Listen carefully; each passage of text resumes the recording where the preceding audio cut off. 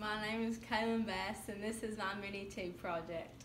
Okay, I'm going to start out with the trapezius, which is on the posterior side of the body.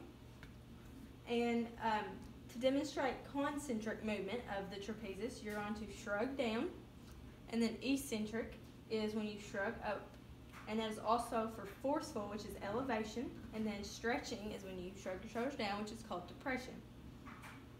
The joint that is under this is the glenohumeral joint, and it originates at the occipital bone, and then the ligamentum nuchae, which is right underneath here, the spinaeus process, and then the insertion point is at the clavicle, and the acromion process and the scapular spine. Next is the latissimus dorsi, which is also on the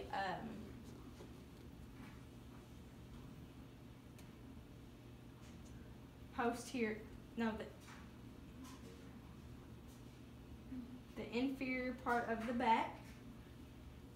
The concentric movement, which will work the latissimus dorsi, which is right here, is when you do a pull-up, and when you're in the pull-up position, and then the eccentric is when you're going down from the pull-up position, and then for the forceful movement, you're doing retraction, which is when you do your chest outward, and then protraction when you curl your chest inward. The joint is also the glenohumeral joint. The origin is the spinaeus process, which is T1 through T12, which is all the way down. Your ribs 8 through 12. Your iliac crest and your thoracoumbular fascia.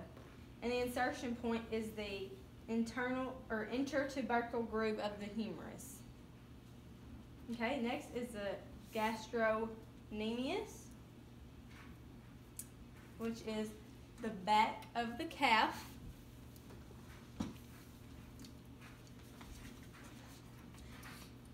Okay, concentric movement is when the foot is flat during a calf exercise, such as calf raises. And then eccentric is when you're on your tiptoe for the calf muscle movement. And then the forceful is when you lean towards the door. It's like you're leaning towards them. And then stretching would be when you're pushing away from them. And then the joint is your knee and your ankle joint. And it's posterior part of the leg, so it's going to be back here. The origin is the superior and posterior surface of the lateral and medial condyles of the femur, which the femur is up here. So you have the lateral and the medial. And the insertion is the calcaneus, which is the heel down here. Next is the triceps brachii, which is located on the posterior aspect of the arm. To demonstrate concentric, you are going to be down in a push-up position, and then eccentric is when you push up, lengthening the muscles. Forceful movement would be if you have a string over a pulley and there's a weight on the other end, and you're pulling that. And then stretching would be whenever you let go and your arm stretches back out. The name of the joint is also the glenohumeral joint. The origin is the infraglenoid tubercle of the scapula, which is back here. And then the insertion is the ocrine of the ulna, which is going to be down in here. Next is the extensor digitorum longus.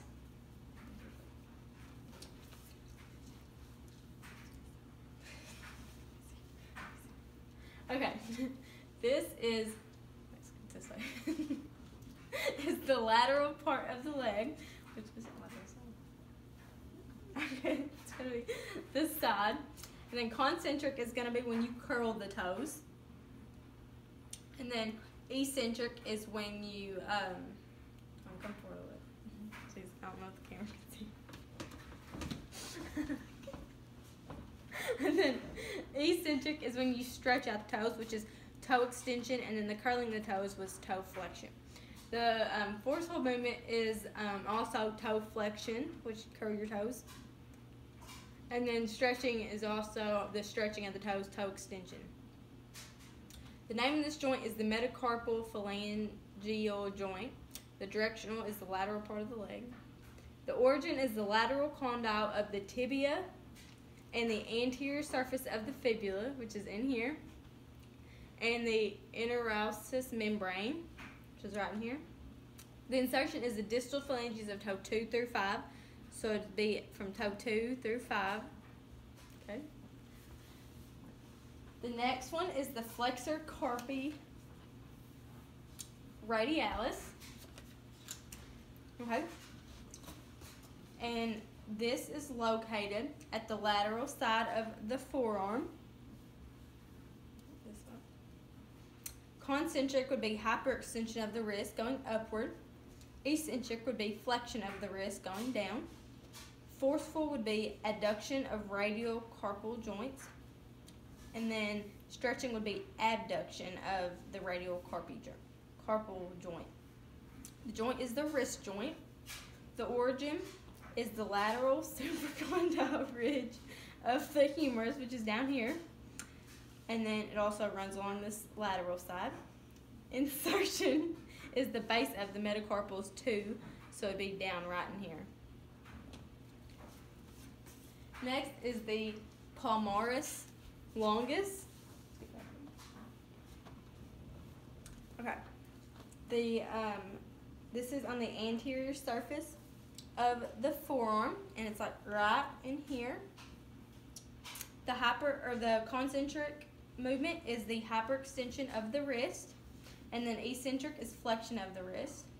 The forceful movement is adduction of the radial carpal joint, and then the stretching is abduction of the radial carpal joint. And the joint is also the wrist joint.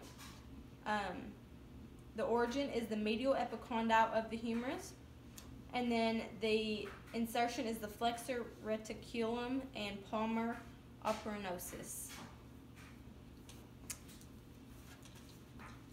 Okay, next is the tibialis anterior. This is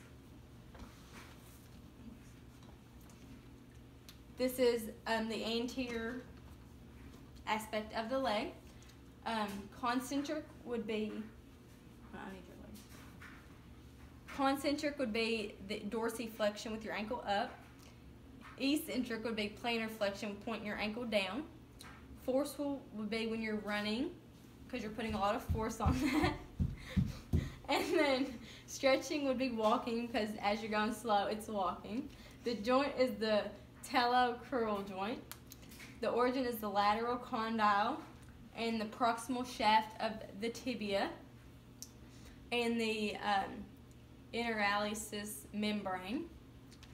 And then the insertion is the metatarsals 1 and the first cuneiform.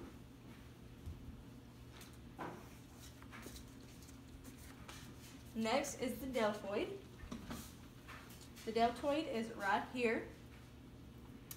The origin or the directional term for this is the bilateral aspect of the arm. Concentric is when your arm is straight out. Eccentric is when you put it all the way back down to your side. The forceful movement of this would be the back stretch as shown, and then the stretching movement of this would be this exercise. The joint is also the glomerular joint. The origin is the acromion end of the clavicle, the acromion and the spine of the scapula, and then the insertion is the tuberosity of the humerus.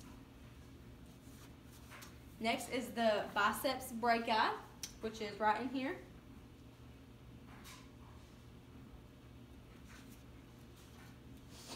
The directional term for this is anterior prospect of the humerus. The concentric movement would be when you move your forearm up, and then eccentric is when you move your forearm down. Forceful movement is when you're agonist and your arms are up, and then stretching movement is synergist when your arms are down. The joint is your shoulder and your elbow joint. The origin is the supraglenoid tubercle, which is the scapula. And then the insertion point is the radial tuberosity and bicipital aponeurosis, which is the sidearm. And then my muscle of choice is the procerus. And that is where you move and you wrinkle the nose. So it is rostral, which is towards the nose. And concentric movement would be wrinkling of the nose. Eccentric would be when you relax the nose. And then forceful movement would be wrinkling the nose again. And then stretching would be when you pull your nose downward, like as in this facial expression. The origin is the nasal bone and the lateral nasal cartilage, and the insertion is the aponeurosis and the bridge of the nose and the skin of the forehead.